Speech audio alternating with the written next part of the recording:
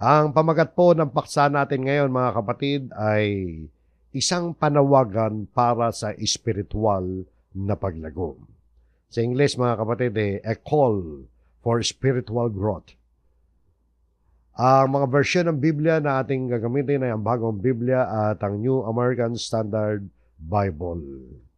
Ang ating main verse, mga kapatid, ay medyo, lagyan natin ng arte. Sa 1 Pedro 2:1 hanggang 3. Marahil familiar kayo, lalo na sa talatang 2 noong main verse natin. O, basahin po muna natin ito, mga kapatid. Sa 1 Pedro chapter 2, verse 1 hanggang 3, ang sabi po rito, "Kaya't iwaksin ninyo ang lahat ng kasamaan, pandaraya, pagkukunwari, inggitan, at lahat ng paninirampuri. Gaya ng mga sanggol na bagong silang ay mithiin ninyo ang malinis na espiritual na gatas upang sa pamamagitan nito'y lumago kayo tungo sa kaligtasan. Kung natikman nga ninyo ang Panginoon ay mabuti." So yun po mga kapatid, ang ating mga pangunahing talata. So tungkol to sa isang panawagan nga para sa spiritual na paglago or spiritual growth. Paano ba tayo lalago sa ating pananampalataya? Paano ba tayo titibay at sisigla sa ating pagiging Kristiyano? Yan po ang pag-uusapan natin dito.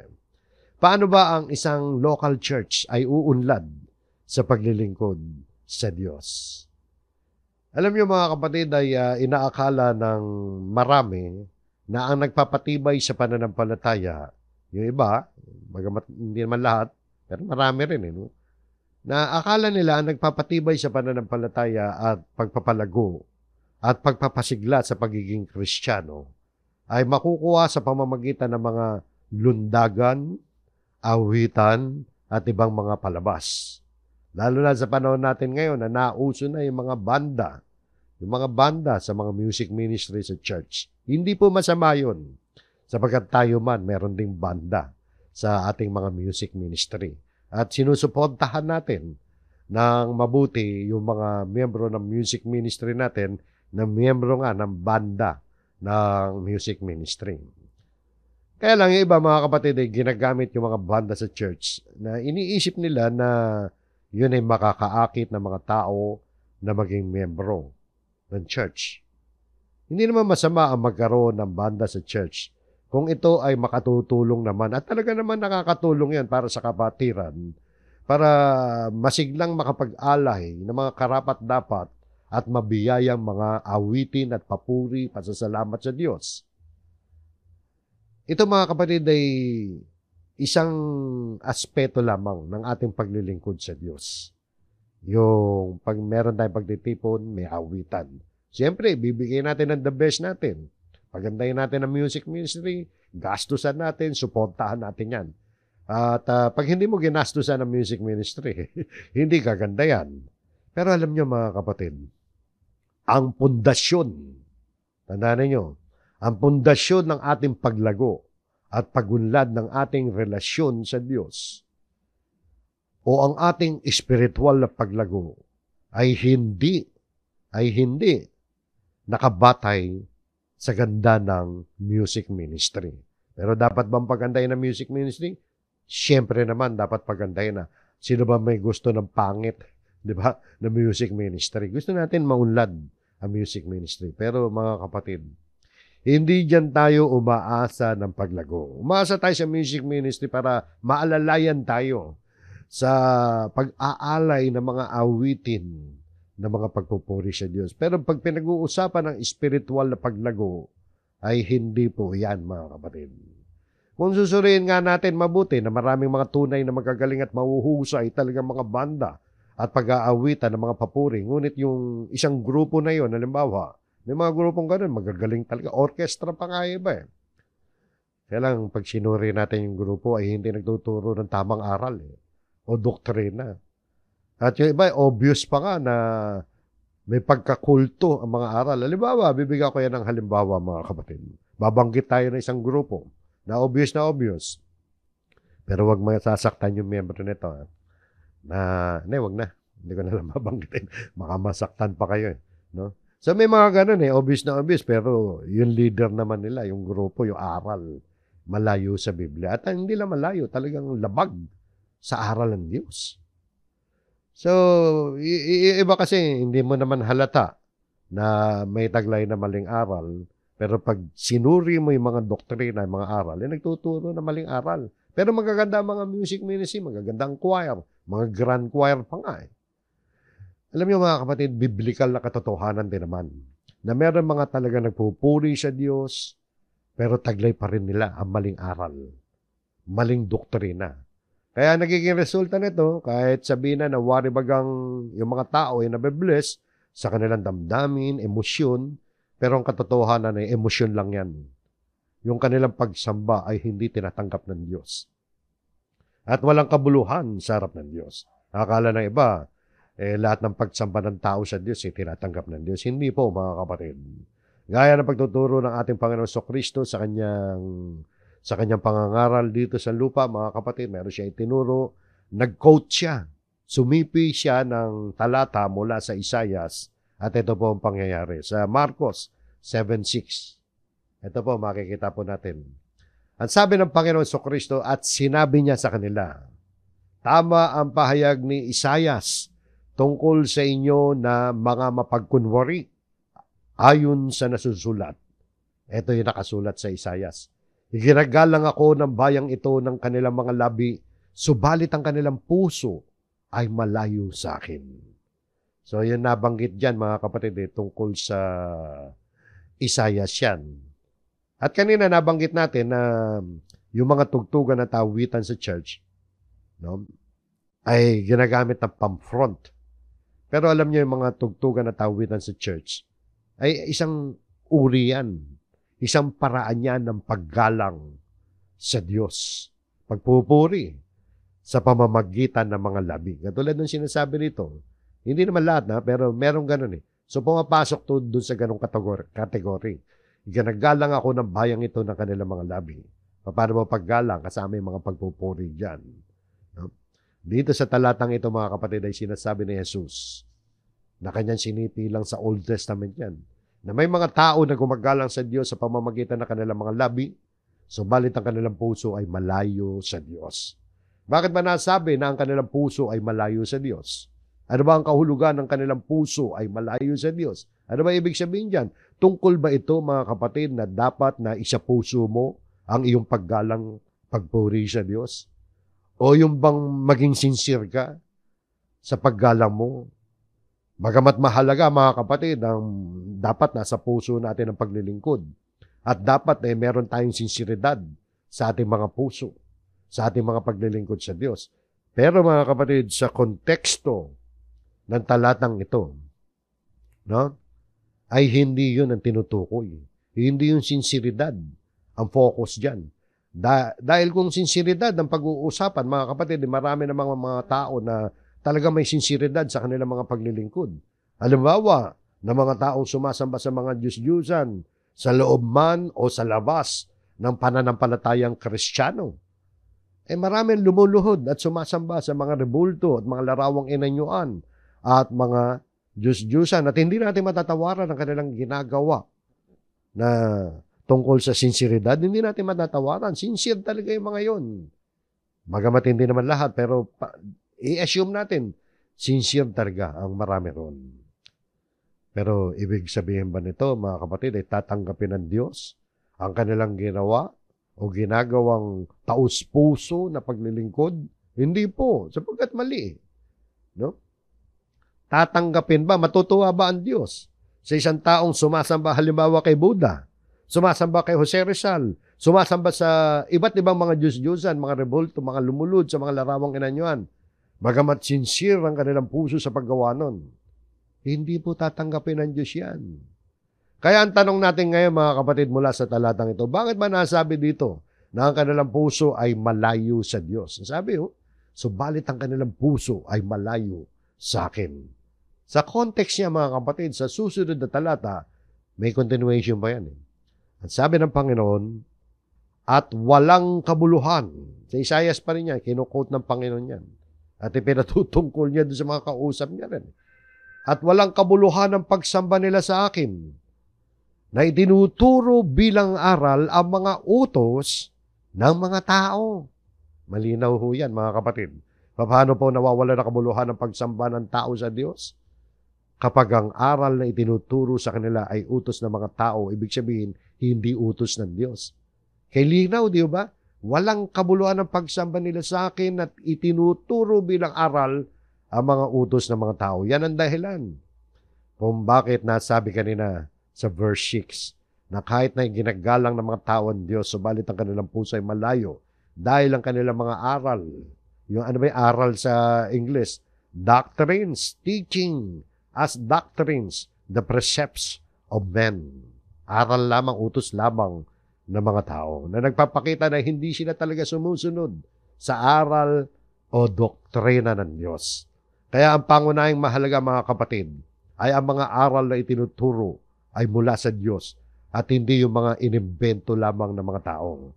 Ayan, batayan natin ang aral ng Diyos. Biblia, di ba? Sapagkat yan ang salita ng Diyos. Kaya pagdating, mga kapatid, sa awitan, yung binabanggit natin kanina, hindi ito ang pundasyon na dapat na maging batayan upang tayo maging masigla, matatag at matibay sa ating pananampalataya. Kundi, ano ngayon? Ang pagtuturo ng Biblia na dapat na maging pinagkukunan natin ang katibayan ng ating pananampalataya at paglago. Paano ba tayo titibay, mga kapatid? Kailangan maging matibay tayo. Kailangan nga ba matibay? Kailangan eh. Yan nga ang panawagan para sa espiritual na paglago. Yan ang panawagan na makikita natin dito sa sentro ng talata, dito sa 2:1 hanggang 3. Sa verse 2 yung panawagan talaga. Okay, mga kapatid, tungkol sa salitang paglago, yung growth na tinatawag sa English. Inango natin yan sa verse 2 kanina. Dadaanan ulit natin. Kapag sinabing paglago, sa pagkakasulat nito sa wikang Grego, sa New Testament Greek lexicon, yung salitang paglago o sa English ay growth, yung pagkakasulat niya sa Greek ay oxano. Oxano.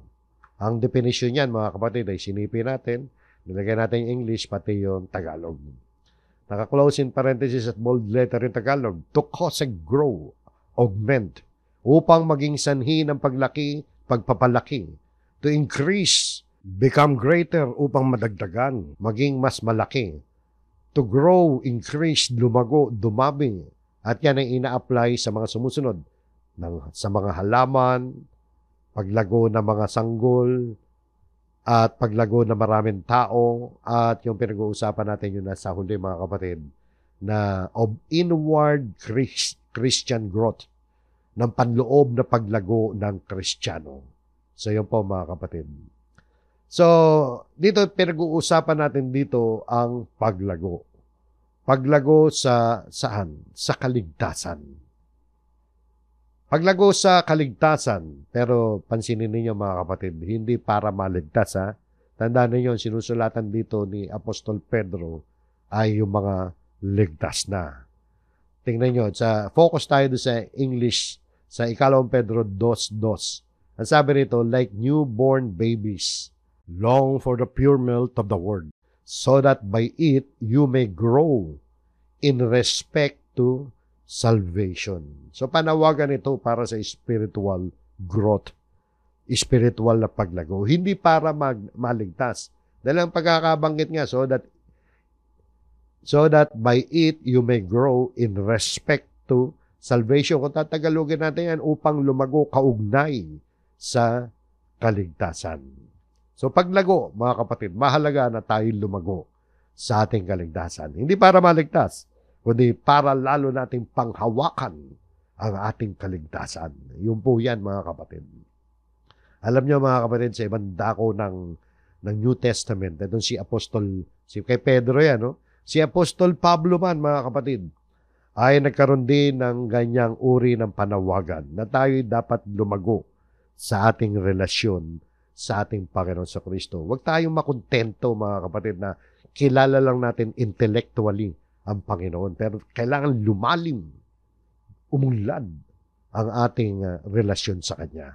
Sabi ni Pablo naman dito sa Efeso 4:15, Ang sabi, kundi humahawak sa katotohanan na may pag-ibig, lumago tayong lahat sa Kanya na siyang ulo sa makatuwid ay si Kristo. Sabi ni Pablo sa English, we are to grow up in all aspects into Him. Lahat ng aspeto, dapat lumago tayo kay Kristo. So yan mga kapatid. At ang sabi rito, yung paghawak sa katotohanan na may pag-ibig, yan ang nagpapalago sa atin. Kundi humahawak sa katotohanan na may pag-ibig. Ibig sabihin, talagang pinangahawakan natin ang katotohanan at merong halong pag-ibig yan. Hindi po pwedeng may alam ka lang na wala kang pag-ibig at napag-aaralan natin ang kahalagahan ng pag-ibig. Di ba sa unang Korinto, nananatili ang tatlong ito, pananampalataya, pag-asa at pag-ibig. Ang pinakadakila ay ang pag-ibig. So dapat may pananampalataya, dapat may pag-asa, dapat may pag-ibig. Pero ang pinakadakila ay pag-ibig. So dapat may pag-ibig. Katotohanan na may pag-ibig. Ano ba yung katotohanan na tinuturo ng Biblia? Madalas natin mabanggit yan, yung katotohanan, salita ng Diyos, katotohanan. At si Kristo din mismo ay katotohanan sa mga kapatid. Dapat umahawak tayo kay Kristo, umahawak tayo sa salita ng Diyos.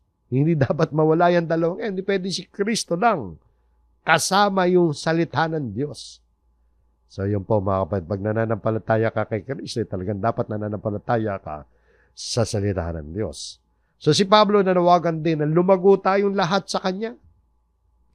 At alam niya ba, hindi lang isang beses pinanawagan ni Apostol Pedro sa unang sulat ni Pedro. Yan yung ating main verses. Sumulat ulit bilang ikalawa si Pedro at bago matapos ang kanyang ikalawang sulat ay nabanggit ni Pedro sa ikalawang Pedro 3:18.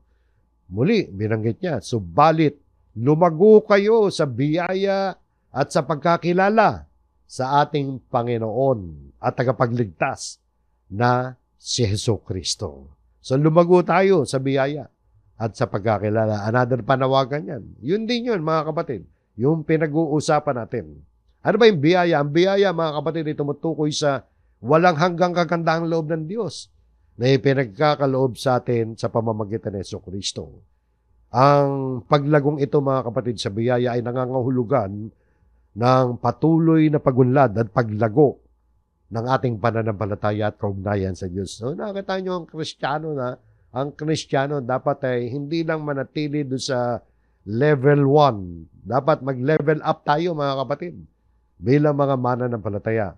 Dapat tayo magpatuloy sa pagiging bukas sa paggabay ng Diyos at pagpapala sa ating buhay. Kaya sabi dyan lumago kayo sa biyaya. At pagkakilala, sabi dyan, lumago kayo sa biyaya at sa pagkakilala, sa knowledge. No? But grow in the grace and knowledge of our Lord and Savior Jesus Christ. Knowledge.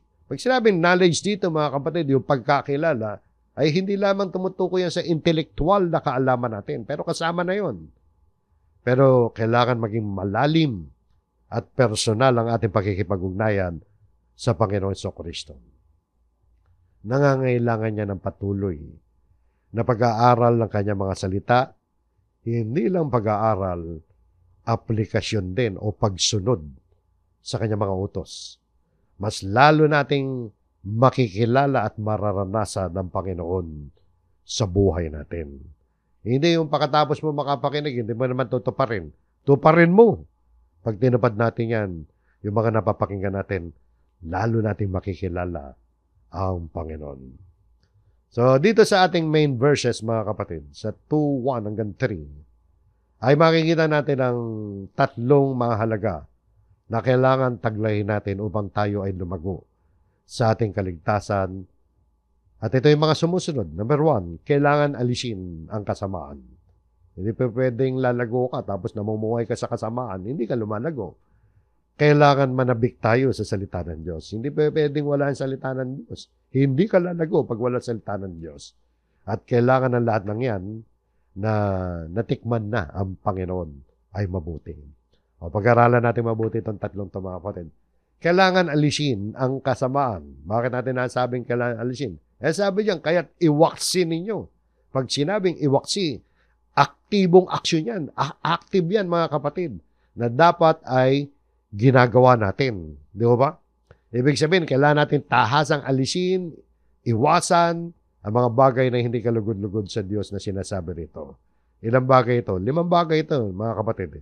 Number 1, lahat ng kasamaan. All malice. Ang kasamaan, mga kapatid, tumutukoy yan sa lahat. Lahat daw ng uri ng masasamang asal at pag-uugali. So, dapat na-improve yung mga pag-uugali natin bilang mga mananampalataya. Yung mga mananampalataya ay inuutusan at hinihikayat na lumayo sa lahat ng anyo ng kasamaan na maaari makasira sa kanyang relasyon sa Diyos at sa kanyang kapwa. So, ganun yan, mga kapatid. So, paano natin malalaman yung mga kasamaan? So, dapat patuloy tayo nag-aaral ng salita ng Diyos. Ano pa alisin? Pandaraya. Ibig sabihin, ang lahat ng pandaraya. Ganyan yan, ibig sabihin niya, no? Kaya't iwaksin ninyo ang lahat ng kasamaan, pati lahat ng pandaraya. So, yung pagiging mapanlin lang yan, deceit eh. Nanluloko ka. Yung nangi-scam ka ng ibang tao. Maging sa salita o sa gawa. Huwag madaya. Yung pandaraya, mga kapatid, katulad din nung sa pagkukunwari, yan eh, may sangkap ng pagsisinungaling yan eh. Hindi tayo dapat mabuhay sa ganyan. At yung ikatlo, mga kapatid, ay ang lahat din yan. Lahat ng pagkukunwari. Pagkukunwari, hypocrisy. Hypocrisy, ano yung hypocrisy? Yung pakitang tao lamang.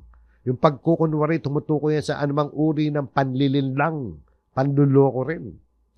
O pagkakaila ng katotohanan. Dahil meron kang hinahabol na sariling pakinabang. Ito, mga kapatid, ay nagpapakita ng yung pagkukunwari, nagpapakita yan ng kabutihan o kabanalan na hindi naman totoo. Alam nyo ba, mga kapatid, yung sumikat na awitin? Mga kaedad ko, siguro nadinig yun. Yung mga kabataan ngayon, baka hindi nyo na nadinig yun. May sumikat na awitin na nakalimutan ko yung title. Pero doon sa loob ng lyrics, mga kapatid, meron lyrics na banal na aso, santong kabayo. Di ba? May ganong awitin, nakalimutan ko yung title. Banal na aso. Banal, yan yung mga nagbabanal-banalan. Mukhang banal. Pero hindi naman. Di ba? Yan ang tinutuligsa ng Panginoon Kristo sa kanyang pangangaral noon. Yung kayong mga mapagpaibabaw, mga mapagkunwari. You hypocrites. Tutukin niya mga religious leaders at yung mga tao na nagmumukhang banal lang pero hindi naman banal. So dito, mga kapatid, ay inuutosan tayo na maging tunay tayo. Maging tapat at totoo sa ating mga intensyon at pagkilos sa ating kapwa at sa ating paglilingkod. So, hindi mo kang masigla ka lang sa church, kundi talagang masigla ang pananampalataya mo. Matibay ka sa pananampalataya mo. So, pang-ilan na yan? Pangatlo yan. Pang-apat. So, lahat din ng uri ng inggitan, envy. Alam natin yung inggit, mga kapatid. Yan yung pagnanais na magkaroon ng kung ano meron ng iba. Nainggit ka dahil gusto mo, meron ka rin nun. Nagdudulot yan ng sama ng loob at di pagkontento. Hindi ka nakukontento. At pagkaramdam ng sama ng loob dahil sa mga tagumpay at biyaya ng iba. Nainggit ka sa kapitbahay mo dahil nakabili ng bagong kotse. Nainggit ka sa kapitbahay mo dahil mukhang mas maganda yung bahay nila. O nainggit ka sa kapwa mo dahil mas maganda ang tabas ng kanyang bigote. Nainggit ka dahil mas may itsura siya. So maraming bagay na kinainggitan. Ang pagkainggit, mga kapatid, ay nagdudulot ng negatibong epekto yan sa relasyon natin sa ating kapwa. At masama yan. Pinagbabawal ng Diyos yung anumang uri ng pagkainggit. At hindi lamang yan, lahat ng paninirampuri. Ano ba yung paninirampuri? Slander. Di ba? Ang paninirampuri, mga kapatid, no? dito sa Facebook, mga kapatid, social media, no? Delikado, cyber yan. Cyber offense. Pwede ka ma-demanda dyan. Yung magpo-post ka na nakakasirang puri siya, iba? Yung paninirampuri, di ba, pagsasalita, pati pagsulat yan, pag-post ng masama. At hindi totoo tungkol sa iba na may layuning siraan ng kanilang reputasyon. At kahit sabihin na natin na totoo, yung iba, pinapalusot eh. Hindi, totoo naman ang sinasabi ko. Paano naman yan? Totoo nga ang sinasabi mo na ikinakalat mo, pero nakasisirang puri naman sa kapwa mo. Nakita niyo mga kapatid, wag tayo magtago doon sa salitang, hindi, totoo naman eh. Nakita niya, no? Chismis din lalabas yan. So bilang mga Kristiyano, mga kapatid, tinatawagan tayo na maging maingat tayo sa ating mga sinasabi at pinopost. Iwasan natin yung mga nakakasirang puri. Yung iba pa, galit na galit doon sa ano eh. Ayaw pang banggitin yung pangalan eh. Yung blind item na paninirang puri. So nakita niya, no? So sa kabuuan nito, mga kapatid, sa unang Pedro, sa talatang ito na nabasa natin, nagbibigay ng malinaw na gabay sa mga mananampalataya kung paano mamuhay ng banal at naayon sa kalooban ng Diyos. So, importante mga kapatid, ugali. Di ba? Mga pag-uugali. Inuutosan tayo na alisin ang anumang uri ng kasamaan, pandaraya, pagkukunwari, inggitan, at lahat ng paninirang puri. So, kailangan alisin natin yan. Sapagkat pag hindi natin inalis yan, hindi tayo lalago sa ating spiritual na pamumuhay. Ikalawa mga kapatid, kailangan natin para sa spiritual na paglago, kailangan manabik tayo sa salita ng Diyos. Meron kang kasabikan dapat. Yan ang itinuturo rito, di ba? Gaya ng mga sanggol na bagong silang. Alam natin ang sanggol na bagong silang. No?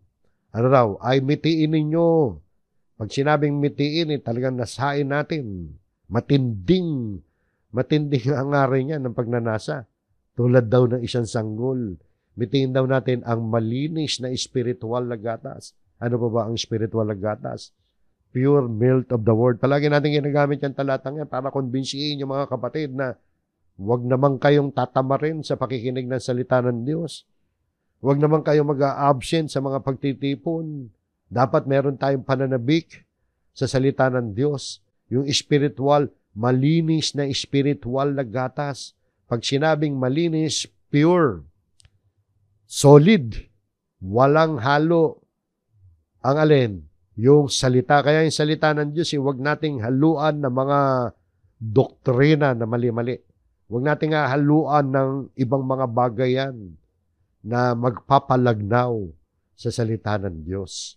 Dapat puro, dalisay, pure na salita ng Diyos ang ating mga natatanggap. So nakita nyo mga kapatid, no?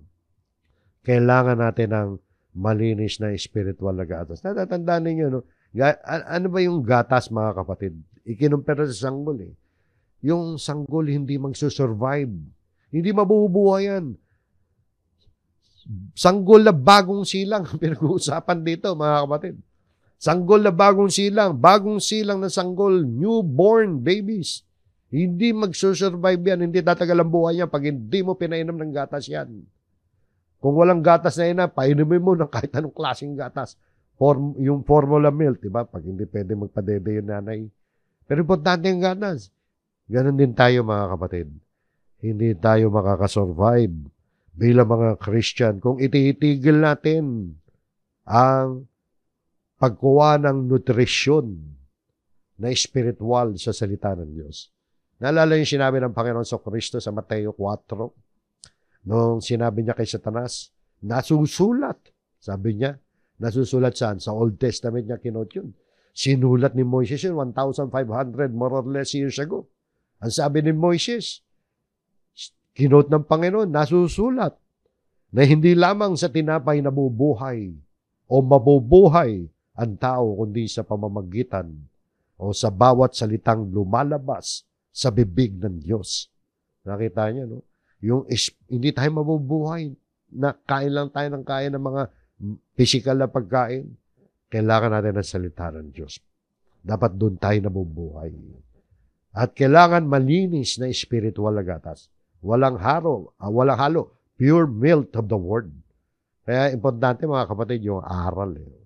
So yan. Bakit ba sinabi ni magpapalago ba yan? Magpapalago yan. Ang sabi, upang sa pamamagitan nito, sa pamamagitan ng pure milk of the word, ay lumago kayo tungo sa kaligtasan. So paglago sa kaligtasan ang ating pagnanasa sa salita ng Diyos, makatutulong na malaki yan at yan ang kailangan natin upang lumago at maging matatag ang ating pananampalataya. Gaya na sinabi natin kanina, mga kapatid, hindi para maligtas yan. Dahil ligtas na yung mga sinusulatan. Kundi upang tayo ay lalo pang umunlad, lumago, at maging matibay na ating mapanghawakan ang kaligtasan. Ito mga kapatid ay tumutukoy sa proseso ng espiritual na paglago at kalakasan na nagdudulot ng mas malalim na relasyon sa Diyos at pag-unawa sa kanyang kalooban. So yan, kailangan natin mga kapatid ang salita ng Diyos. Manabik tayo. Pag dumadalo tayo sa pagtitipon, huwag nating isipin na ang pagdalo sa pagtitipon mga kapatid ay isang burden, isang pabigat. Hindi ho. Dapat magkaroon tayo ng pananabik sa salita ng Diyos. At yung ikatlo mga kapatid sa uling bahagi ay ang kailangan na tikman na ang Panginoon ay mabuti. Ano may ibig sabihin niya? No? Tingnan yung pagkakasunod. No? Pakatapos masabi ni Pedro, yung tungkol doon sa verse 1 and verse 2, sinundan niya na, kung natikman nga ninyo na ang Panginoon ay mabuti. Ibig sabihin, yung salitang kung, ito yung kondisyon. Di ba? Kondisyon yan ng lahat ng mga sinabi niya. Kailangan upang magawa natin yung number 2 at yung number 1, yung verse 1 and 2, yung naunang talata na pinag-aralan natin. Kailangan naganap na sa atin yan. Kung natikman nga ninyo na ang Panginoon ay mabuti, kailangan yan upang malinis natin ang ating mga kasamaan. Kailangan natin yan upang magkaroon tayo ng pananabik sa salita ng Diyos. Nakita nyo, di ba, yung pagkaka-arrange ng mga talata? Kung natikman nga ninyo na ang Panginoon ay mabuti. Parang sinasabi nito, kung natikman nyo na ang Panginoon mabuti, dapat nagagawa nyo yung verse 1 tsaka verse 2. At lumalabas, hindi natin makagawa verse 1 and verse 2 kung hindi natin natikman na ang Panginoon ay mabuti. So, hindi lamang nagpapakita ito ng kondisyon para magawa natin ang mga ito, kundi nagpapakita din ito na inaasahan sa atin na nakatikim na ang Panginoon ay mabuti, inaasahan sa atin na umaalis tayo sa kasamaan at nagkakaroon tayo ng pananabik sa salita ng Diyos. Nakita niyo, no? Dalawang bagay yan kondisyon at mandatory na inaasahan ng ganyang status. Kung natikman na natin na ang Panginoon ay mabuti, dapat umiiwas na tayo sa kasamaan at dapat meron tayong pananabik. At hindi natin magagawa na umiwas sa kasamaan at manabik sa salita ng Diyos kung hindi pa natin natitikman na ang Panginoon ay mabuti. Nakuha niyo mga kapatid? Kailangan matikman na natin ang kabutihan ng Diyos. Ang kabutihan ng Diyos na tinutukoy dito ni Pedro ay hindi yung pangkalahatang kabutihan ng Diyos, na kabutihan ng Diyos sa lahat ng mga tao, sa mga material at physical na pangangailangan. Katulad ng sinasabi ng Panginoon dito. Hindi ito yung tinutukoy ni Pedro. Sabi dito sa Mateo 5:45, upang kayo'y maging mga anak ng inyong Ama na nasa langit, sapagkat ito yung kabutihan ng Diyos sa lahat sapagkat pinasisikat niya ang kanyang araw sa masasama at sa mabubuti at nagpapaulan sa mga matuwid at sa mga di matuwid. So, mananampalataya ka man o hindi, mabuti sa iyo Diyos. Pero hindi yan ang pinag-uusapan dito ngayon. Pinag-uusapan dito yung na ang Panginoon ay mabuti, mga kapatid, sa konteksto. Konteksto na naman. Mahalaga yung konteksto para makita natin kung ano ba talaga Di ba? Hindi yung isang talata lang, titingnan natin, conclusion agad. O kung konteksto ng sulat ni Apostol Pedro, natin titingnan ng tungkol sa pagkakatikim na ang Panginoon ay mabuti. Tingnan natin dito sa sulat ni Pedro. Number 1, mga kapatid. Paano natin natikman na ang Panginoon ay mabuti? Ayon kay Pedro mismo. Nakatanggap na ba tayo ng kaaliwan at pagtitiwala sa pagkaalam na ang Diyos ay nagdulot sa atin na ipinanganak na muli tayo sa isang buhay na pag-asa? Ito yung ina-assume ni Pedro na natikman na ng mga kausap niya. Kaya inaasahan niya na dapat umiiwas na mga yan sa kasamaan at meron ng pananabik sa salita ng Diyos. Ano ba yung mga natikman na kabutihan ng Diyos, ng mga nasulatan niya? Eto dito mga kapatid.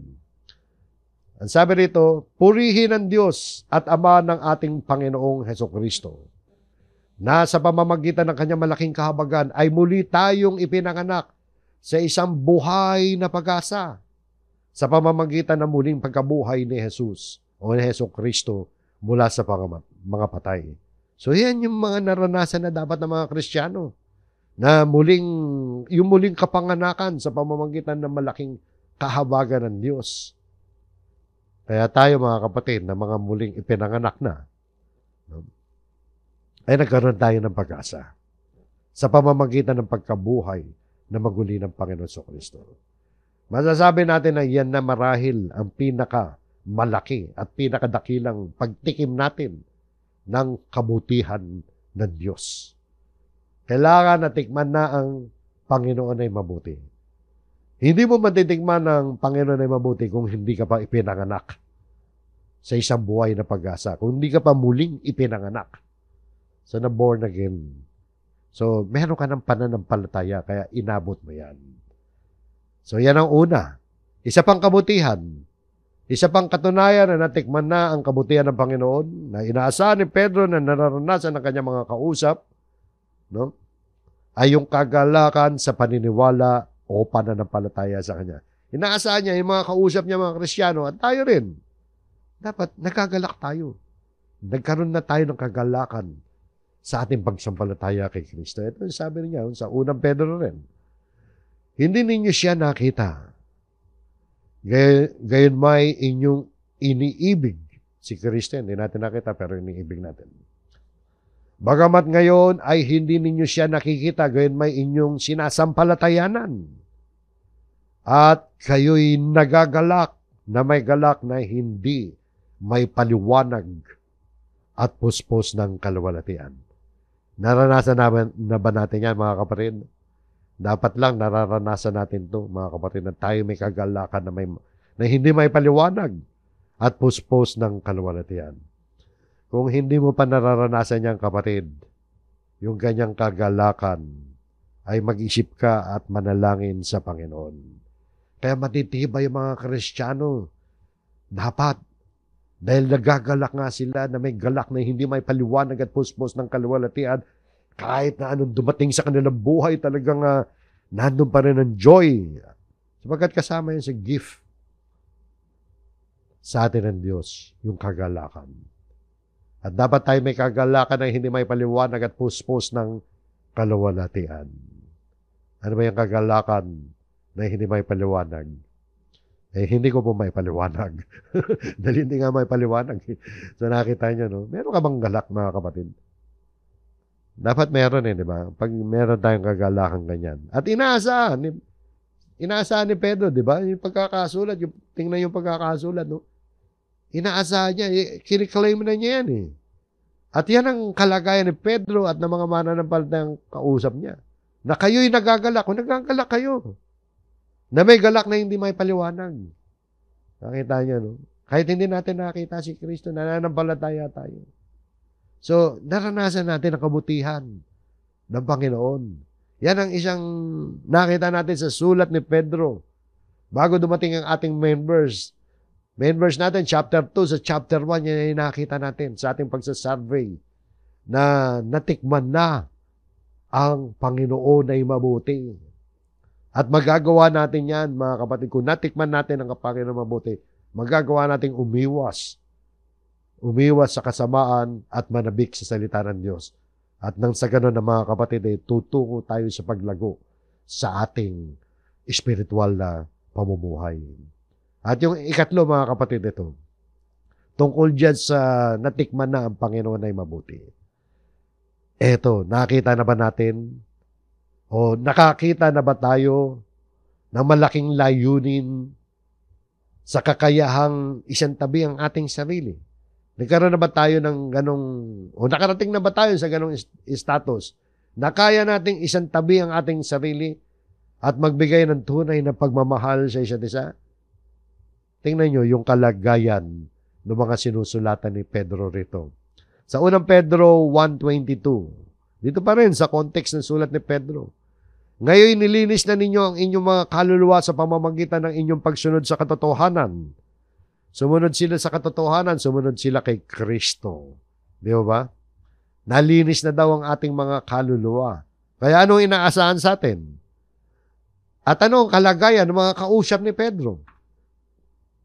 Kaya't kayo'y may tunay na pag-ibig sa isa't isa. Yun ang kalagayan. Kaya't kayo tunay na may pag-ibig sa isa't isa. May tunay ba silang pag-ibig sa isa't isa? Hindi sila inutusan na magkaroon ng pag-ibig sa isa't isa dahil meron na silang pag-ibig sa isa't isa. Kaya sila may tunay na pag-ibig sa isa't isa dahil nalinis na ninyo ang inyong mga kaluluwa sa pamamagitan ng inyong pagsunod sa katotohanan. Kung automatic yan, mga kapatid. Kung talagang naligtas na tayo dahil sa pagsunod natin sa katotohanan, tinanggap natin si Kristo, tinanggap natin ang kanyang mga salita, nalinis na ang ating mga kaluluwa. Ibig sabihin, ligtas na tayo, mga kapatid. Meron na tayong tunay na pag-ibig sa isa't isa. Kaya kung wala ka pang tunay na pag-ibig sa isa't isa, ibig sabihin, magtanong-tanong ka sa sarili mo, talaga bang nananampalataya ka kay Kristo? So mga mananampalataya na yung kausap dito. Mga nakaranas na natikman na ang Panginoon ay mabuti. Pero pagkatapos yan, tinuloy pa ni Pedro, ibayo pa niyang inutos, mag-ibigan kayo sa isa't isa ng buong alab mula sa dalisay na puso. Buong alab, fervently, sa English, ibig sabihin, mga kapatid, inuutos ni Pedro ngayon. Alam niya, may pag-ibig na sa isa't isa. Pero utos niya, dagdagan niyo pa. Di ba? Parang ganyan. Inuutos ni Pedro sa mga mananampalataya na patuloy na mag-ibigan ng lubos at taos puso. Yung buong alab, mga kapatid, ay nagpapakita ng init at kasidhian, masidhi ng kanilang pagmamahal sa isa't isa. Isang pag-ibig na aktibong-aktibo at nagpapahayag ng kabutihan at pag-aalaga sa isa't isa. So yan, mga kapatid, kung natikman nga ninyo ang kabutihan ng Panginoon. So inaasahan ni Pedro na yan ang kalagayan na ng mga kausap niya. So yan po, mga kapatid. Hindi natin magagawa yung number 1 and number 2 kung wala yung number 3. Parang nagsimula yan sa number 3. Kung natikman na ang Panginoon ay mabuti, so alisin na ang kasamaan at magkaroon ng pananabik sa salita ng Diyos. So mula sa ating natutunan ngayon, mga kapatid, ay ating pinapayo bago tayo magwakas. Eto, konting payo lang to para sa ating application, sa ating aral mensahe. So, suriin natin ang ating sarili. Self-examination. Pagsisiyasat sa ating sarili. Tingnan natin ang ating mga sarili. Alisin natin ang anumang kasamaan na nasa ating puso. Humingi tayo ng tulong sa Panginoon. At kailangan din, mga kapatid, makatutulong sa atin yung daily devotion. Yung pang-araw-araw na devotion. Kung araw-araw tumitingin kayo sa Facebook, mga kapatid, ito araw-araw gawin natin. Kahit mga ilang minuto lang sa buhay natin. Maglaan tayo ng oras araw-araw upang magbasa at magnilay. Pagbulay-bulahin ang salita ng Diyos. Para hindi tayo makalimot. Araw-araw gawin natin yan, mga kapatid. Araw-araw mag-isip tayo ng talata, tumingin tayo sa Biblia. Isang beses lang. Kahit isang talata lang. Kung kaya nyo. Kung hindi nyo kaya yung mas mahabang oras. Kahit mga 5 minutes. Di ba? Eh kung kaya nyo, 30 minutes. Okay, umupo talaga, upuan nyo na eh. Mas maganda, mga kapatid. At yung number 3, fellowship. Pakikisama sa kapatiran. Palagi natin pinapaalala to, mga kapatid. Makibahagi tayo sa mga gawain ng local church natin. Lalo na yung pagdalo sa pagtitipon. Upang lalo tayong lumakas sa isa't isa. At para ma-exercise natin yung pag-ibig natin sa kapatid. Di ba? So yun po, mga kapatid. Tayo ay tinatawagan upang lumago sa ating kaligtasan. Alisin ang lahat ng kasamaan, manabik sa salita ng Diyos. Patuloy natin tikman ang kabutihan ng Panginoon. Sa ganyang paraan, mga kapatid, ay tayo'y lalong magiging matatag, magiging malago sa ating pananampalataya. At kung tayo maawit sa Panginoon, lalong magiging karapat-dapat ang ating pag-aalay at ating mga tugtugan sa Panginoon kapag tayo'y malago sa ating spiritual na buhay. So yun po mga kapatid, ang ating aralin naway makatulong ito sa atin para tayo lalo magsitibay sa ating pananampalataya. Pagpalain po tayong lahat ng Panginoon, diyan po tayo natatapos, tayo po'y muling manalangin.